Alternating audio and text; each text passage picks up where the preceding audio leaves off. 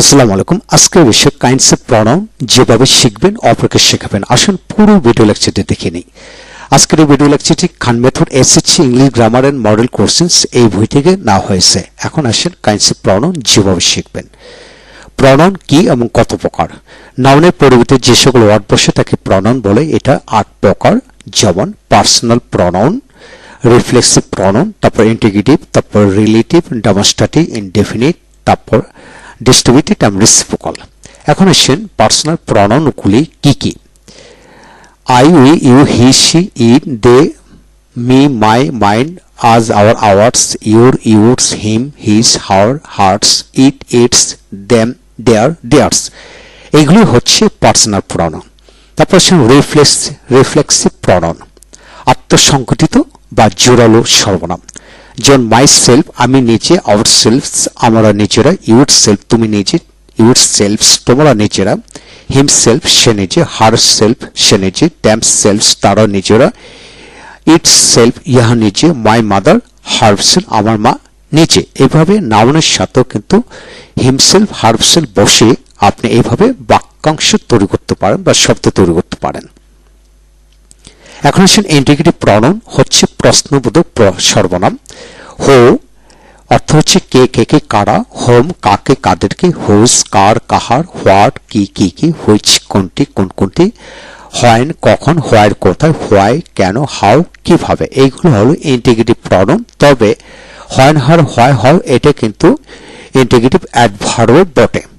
আবার what which আবার এটা ইন্টিগ্রেটিভ অ্যাডজেক্টিভ, এটা কিন্তু খেয়াল করে পড়তে হবে। এখন হচ্ছে রিলেটিভ প্রনাউন, হচ্ছে সম্পর্কযুক্ত সর্বনাম। যেমন হো অর্থ হচ্ছে যে যে যে যারা, অর্থাৎ ইন্টিগ্রেটিভ হলে কে কে কে কারো, আর রিলেটিভ হলে যে যে যে যারা। হোম যাকে যাদেরকে, হোস যার যাহার, হোয়াট যা যা যা যাহা, হুইচ যেটি যে যেটি যেগুলি, হোয়েন যখন, হোয়ার যেখানে, হোয়াই যে কারণে, হাউ যেভাবে, ডেট যে। এখানে আবার হোয়েন হর হোয়াই হাউ এটা একটা রিলেটিভ অ্যাডভার্ব, এটা মনে রাখতে হবে। আবার হোয়াট হুইচ এটা আবার রিলেটিভ অ্যাডজেক্টিভ হিসেবে ব্যবহার হয়, এটা মনে রাখতে হবে। এখন আসেন ডেমনস্ট্রেটিভ প্রনাউন, নির্দেশক সর্বনাম। যেমন this, this, that, those. This মানে ইহা এই, দিস এইগুলি, দ্যাট ওইটা, দোজ ওইগুলি, সাচ এমন, এই ধরনের, এরকম, সেরকম।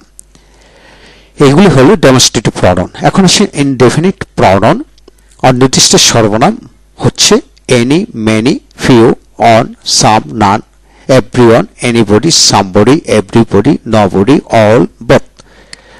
এখন আসেন ডিস্ট্রিবিউটিভ প্রনাউন, বন্টনমূলক সর্বনাম, হচ্ছে এইচ, প্রত্যেকটি, আইদার দুয়ের মধ্যে যে কোনো একটি, নাইদার দুয়ের মধ্যে কোনোটি নয়। এখন আসেন রেসিপ্রোকাল প্রনাউন, হচ্ছে পরস্পর সম্পর্কিত সর্বনাম। ইচ আদার পরস্পর বা একে অপরের, দুয়ের মধ্যে বোঝাতে। অন অ্যানাদার পরস্পর, আবার প্রত্যেকের মধ্যে, বহুজনের মধ্যে বোঝাতে এটা ব্যবহৃত হয়। এই হলো আজকের বিষয়। যারা শিখতে চান, অপরকে শেখাতে চান, আমার ভিডিও লেকচারগুলো একের পর এক দেখতে থাকুন। ইনশাআল্লাহ প্রতিটি ভিডিও লেকচার আপনাদের কাজে আসবে। Thank you very much.